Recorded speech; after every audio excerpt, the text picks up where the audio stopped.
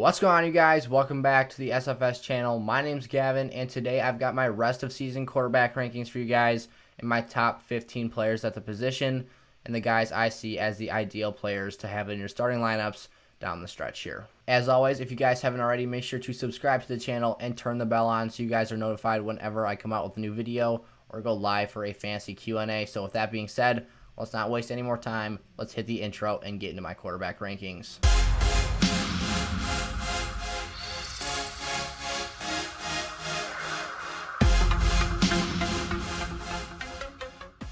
Alright, starting things off in today's video, I've got Kirk Cousins coming in at my number 15 spot, and Kirk is coming off 3 straight performances of 21 or more fantasy points, and I think that points towards a great finish to the season here for Kirk Cousins, but I think expectations have to be managed a little bit here down the stretch with tougher matchups against Tampa Bay and New Orleans here in weeks 14 and 16, but nonetheless, Kirk Cousins has 2 great wide receivers to throw the football to and a great running back to set up play-action game. So I think Kirk is a decent level starter here and a guy you can feel comfortable with in your lineup. Coming in at my number 14 spot, I've got the Lions quarterback Matthew Stafford, who I think is finally putting up those numbers we expected from him in draft season here. And Stafford, without his top option Kenny Golladay or DeAndre Swift in week 13, put up 402 yards passing and 3 passing touchdowns against the Chicago Bears defense, which was a highly impressive performance here. I think Stafford going forward, if he gets those guys back offensively, is in for a big finish to this season and is a guy that you want on your teams here going forward. So Matt Stafford, a decent level play here and a starting level quarterback at that. I think he's an underrated guy here that can go out and get the job done and pick up wins for your fantasy teams. Matt Ryan comes in here at my quarterback 13 spot, just outside of that top 12 marker, which indicates my QB1 performance here the rest of the season. And what's holding Matt Ryan back right now is his lack of passing touchdowns and ability to finish off drives in the red zone here as of late. He's got great wide receiving options in Julio Jones and Calvin Ridley, and a high-level tight end in Hayden Hurst, who is very talented as well. But Matty Ice, only 3 passing touchdowns in his last 4 games, and coming up here, he's got Tampa Bay twice, Kansas City, and the Los Angeles Chargers, who have been all very good units against the pass at points this season, and opportunistic defenses as well. So Matt Ryan, I think his ceiling is limited here, but with those great options, I also think he has a decent floor. I'd manage your expectations for Ryan going forward, but he is also a guy I would feel comfortable starting. Coming in at my number 12 quarterback spot for the rest of this season is Big Ben Roethlisberger of the Pittsburgh Steelers, and Big Ben is a QB with a really nice fantasy trio of wide receivers in that offense, and Chase Claypool, Juju Smith-Schuster, and Deontay Johnson. But I think Big Ben, the one thing holding him back this season is going to be those turnovers that we look back on at the end of the year and the tougher matchups he's got here in weeks 14 and 16 against the Bills and the Indianapolis Colts. And those are teams I think can be opportunistic, take the football away from Big Ben, and bring his ceiling down a little bit. So Ben, I still expect to put up very nice yardage totals. And again, I expect him and his wide receivers to find the end zone. But those turnovers and those tougher matchups I think will pose a legitimate threat to his fantasy ceiling and will take his value down just a touch. At number 11 here on the list, I've got Jared Goff of the Los Angeles Rams. And once again, as I stated in a previous video, I do not understand his picture here on playerprofiler.com. If you guys know what that is, make sure to put that in the comment section down below and explain to all of us what that is. But Jared Goff is a player I love his schedule with the rest of this fantasy season. He's got New England this week, which I think he has a safe floor against, but not necessarily a high ceiling. And then he's got the Jets and Seattle that I think he can carve up. And against the Seahawks, the first time around this season, he had a very high yardage count, but just didn't find the end zone in that game. The Rams have also transitioned over to Cam Akers as their primary running back in that offense, which is giving them some more juice up there in that running attack. And that is setting up some really nice play action for that team and letting Jared Goff get the ball out to his wide receivers, Cooper Kupp and Robert Woods, who I also really like in fantasy the rest of the year. So Jared Goff, he's got some really nice weapons. Sean McVay is one of the better play callers in the league, and so I think Jared Goff is set up for success here in the fantasy playoffs. Ryan Tannehill is my quarterback 10 for the rest of this fantasy season, and for a guy that is a low-volume passer when the Titans are playing the style of football that they want to play, I expect him to be a highly efficient player like he has been over the course of the last season and a half here with Tennessee. So I expect Derrick Henry to be the running back 1 in fantasy football going forward here in the fantasy playoffs.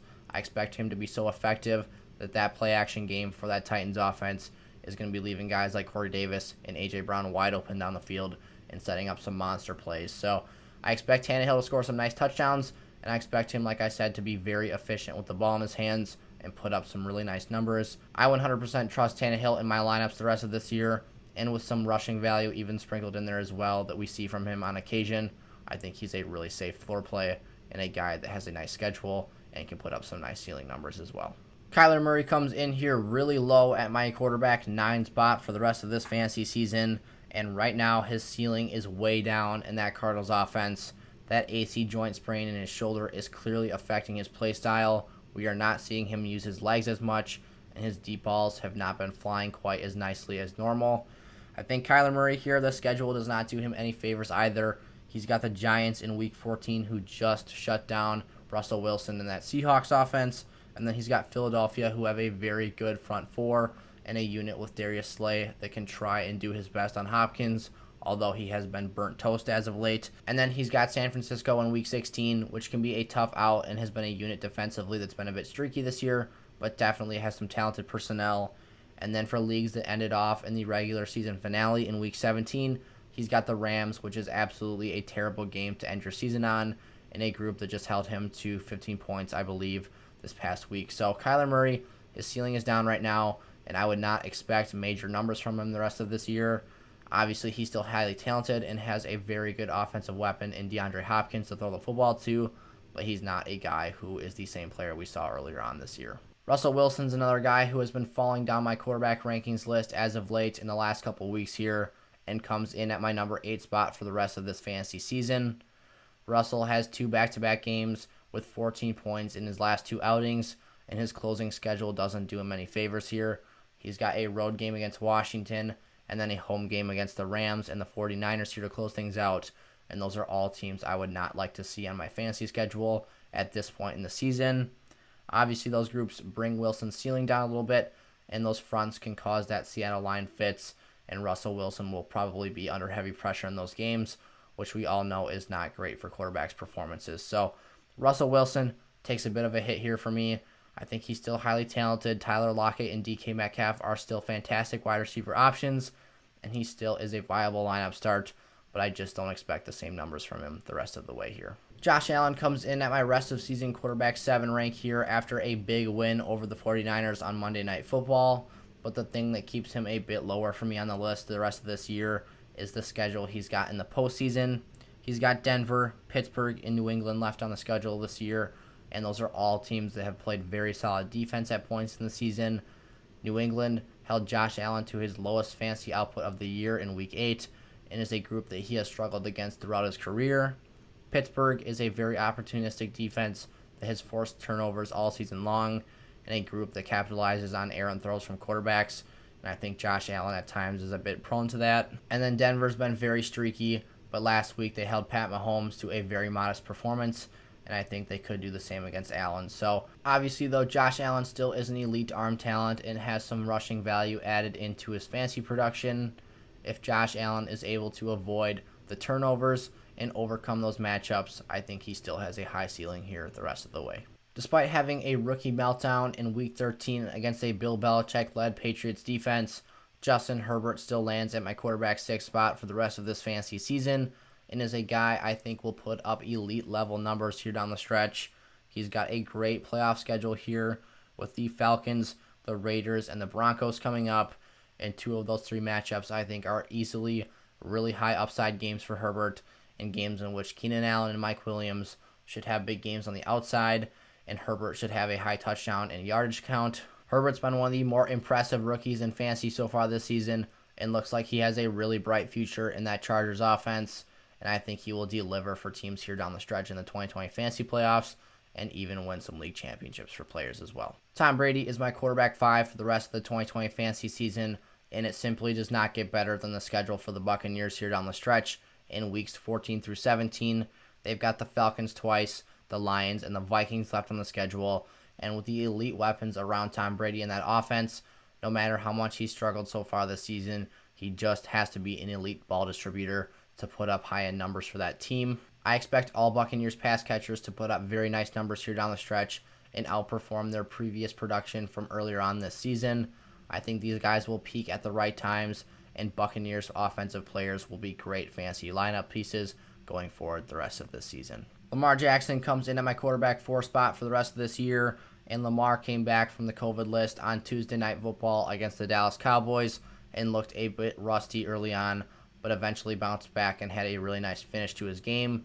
He had nearly 100 yards on the ground, and he had 3 total touchdowns on the day, and Lamar's closing schedule is very great here down the stretch. He's got Cleveland, Jacksonville, and the Giants, which are all units I think he can exploit with his rushing ability and Mark Andrews coming back to the field. Lamar's rushing value gives him a very safe floor here the rest of the way, and if he's able to continue throwing for multiple passing touchdowns in each of his final performances here this season, I really like his ceiling as well. Deshaun Watson is my quarterback 3 for the fantasy football playoffs this season, and I was very impressed and encouraged by what I saw from him without Will Fuller in the lineup against the Colts defense in Week 13, and I think going forward with some tougher matchups on paper, I think Watson can still thrive and put up very nice fantasy numbers. We saw him lean on new offensive weapons like Kiki QT in that offense without Fuller on the field, and he was able to put up a high yardage total through the air, and I think the only thing holding him back right now is that touchdown count, which we need to see go up a little bit here in the coming weeks.